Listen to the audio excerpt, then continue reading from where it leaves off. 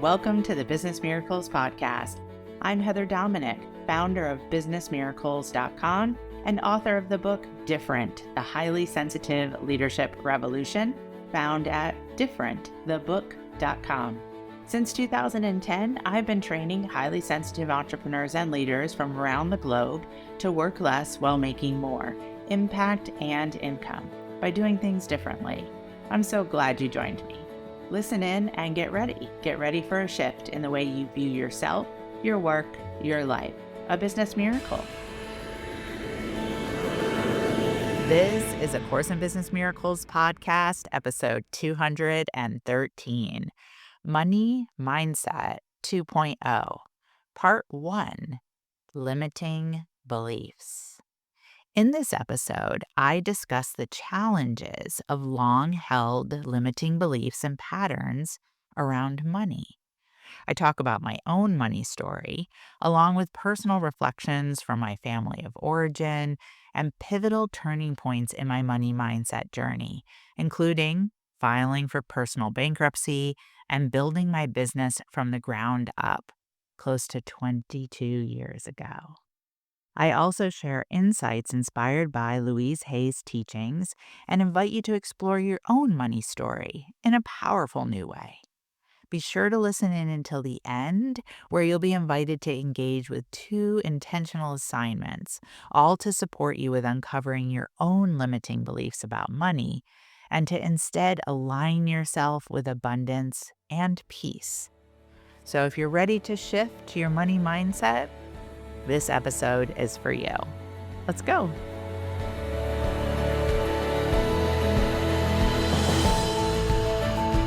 Money Mindset 2.0 is a next level of money mindset for the highly sensitive entrepreneurs and leaders of the Business Miracles community.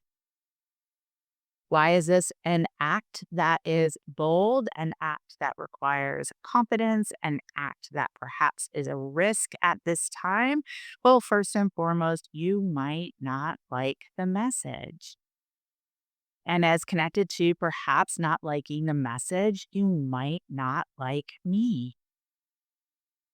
Yet, I am not here to be your friend. I am here to be your mentor. And as always, the choice is yours. You can take in the opportunity to participate or you cannot. You can take in parts of it or none of it. You can approach these teachings with curiosity and openness, watching and witnessing your responses and reactions, or not. You can choose to remember and continue to work with these teachings and with the assignments that I'll give you, or you could completely forget the minute the training is over. You can let these teachings slowly integrate into your business, your relationship, your life, or you can completely reject them. I am not attached. The choice is yours. Yet it is my job, my role, to lead this community into terrain where we may not want to go, but where we are called to go. This is an opportunity to look more closely at your own triggers connected to money. Not so that you can become someone or do something you don't want to be or do. Not so you can reach a certain income goal to prove that you're successful. Not so that you can compare yourself to others and their income goals. Only and all so that you can find your personal peace. Peace within yourself, peace with what you choose your money story to be, peace with what you choose your relationship with money to be? According to Louise Hay, founder of Hay House Publishing, responsible for bringing us the majority of Western thought leaders over the last 50 plus years, and often referred to as the mother of self help, Louise Hay said most people get angry when they first hear that money is the easiest thing to demonstrate. But it is true. But we must release our negative reactions to it and our negative beliefs about it first. She also said, it's easier to teach a workshop on sexuality than on money. People get incredibly angry when their beliefs about money are challenged. And then she said, the people who want money the most fight the hardest to hold on to the limiting patterns. What is your negative belief about money that is keeping you from having stuff? And affirmations she taught: prosperity is my divine right. I willingly accept an abundance of prosperity flowing through my life. I give and receive joyously and lovingly. I am connected to divine wisdom. There is always an answer to every question and a solution to every problem. Why Money Mindset 2.0 right now? Well, the terrain has changed with these exceptional times. There is a fierce focus required for us highly sensitive entrepreneurs and leaders to accelerate our own growth in order to contribute our unique lens of leadership, whether in your business, your career, your relationships, yourself, all of the above. And the terrain of business has changed. And the terrain of money has changed as our world continues to change. Many of you know my money story, but let me recap some highlights with some additions that might be new to your ears. First, I come from a family where scarcity was honored. I am fourth generation to Russian and Italian immigrant.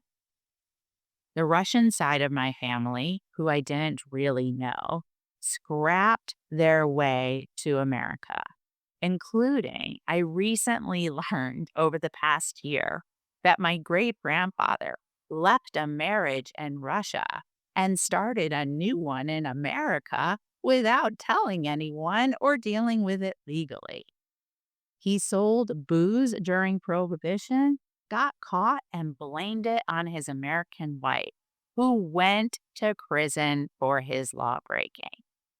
He started businesses, went bankrupt, and started others. The Italian side of my family built the railroads that run from Pennsylvania into upstate New York and Canada. My great grandparents survived the 1930s depression by farming all of their own food. My other Italian great grandparents actually built a successful business in upstate New York that became the center of contention in my family, including some nasty business with wills being changed and a lot of relationship disruption. My grandparents, who I was very close with, my second set of parents, basically, who raised me, rarely bought anything new. And they built as much as possible from hand always, whether food, clothes, or house. My father to this day speaks of any type of wealth as being anti spiritual. Coming from all of this, along with losing my mother when I was 14 years old and basically being left to raise myself, I stumbled into my 20s emotionally and financially destitute. My stumbling, along with the world event of 9/11, which took away extra part time jobs I had lined up for that year, led me to file personal bankruptcy when I was 30 years old. I started my business 2 years later. No credit cards, no family money, no spouse to fall back on. So when I heard Louise Hay say, the people who want money the most fight hardest to hold on to the limiting patterns, I took that very seriously. And I made a decision. I was going to fight hard to break those limiting patterns rather than hold on to them. As author and poet Anais Nin said, and the day came when the risk to remain tight in a bud was more painful than the risk it took to blossom. I'll share it again, probably well known. As author and poet Anais Nin said, and the day came when the risk to remain tight in a bud was more painful than the risk it took to blossom. And I was that miserable. I was that destitute. And I made the change for me. Not because someone else told me I needed to in order to be worthy. Definitely not for shoes, cars, or houses to prove that I was valuable. Not to try to fit in with the other 80%, at least not after trying, and that way nearly killed me. But because I was tired of living tight. I was tired of the pain. Yet, do you know the rest of that Anais Nin quote and poem? It is, life is a process of becoming, a combination of states we have to go through.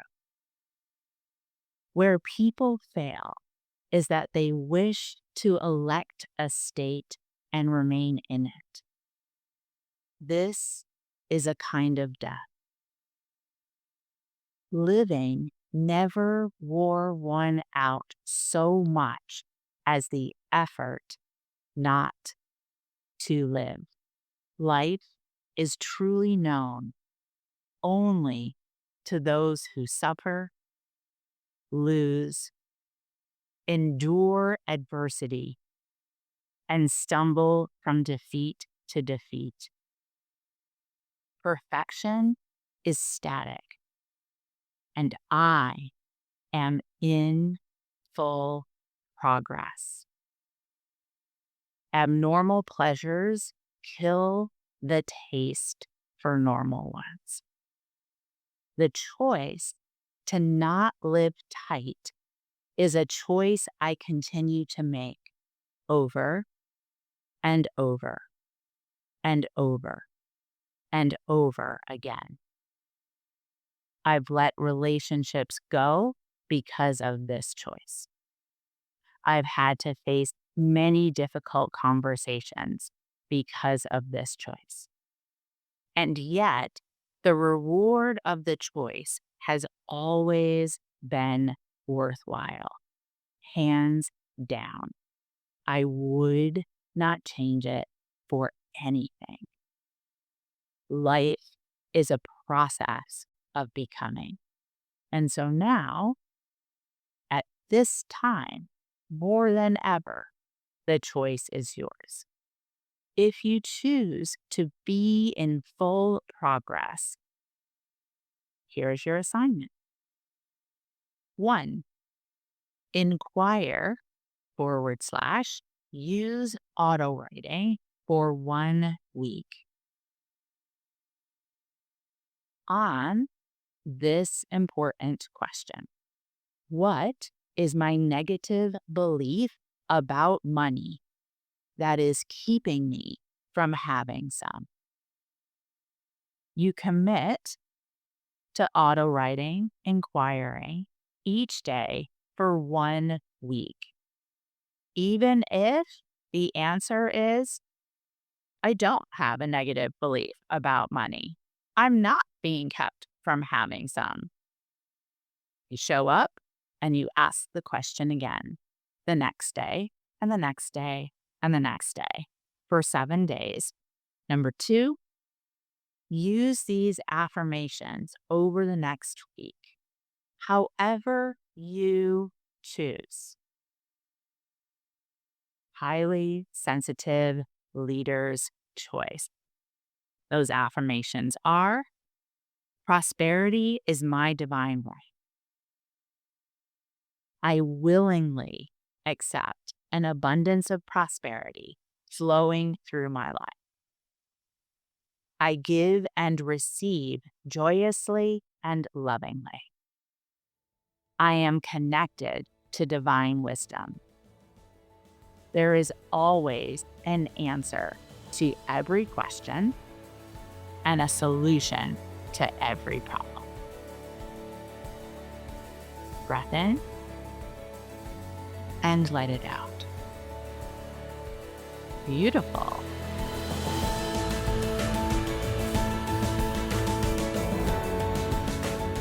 Thank you for being a part of this Business Miracles podcast episode and for beginning to dip your toe into the journey of highly sensitive leadership training. If you are ready to truly use your sensitivities as strengths in all parts of your work and life, I invite you to connect for a one-on-one chat. You will experience being deeply listened to, and together we'll get a sense of whether the highly sensitive leadership training programs are the best next step for you and your highly sensitive journey at this time. Just go to www.claritycall.com to schedule a conversation. We so look forward to connecting with you. Talk to you soon.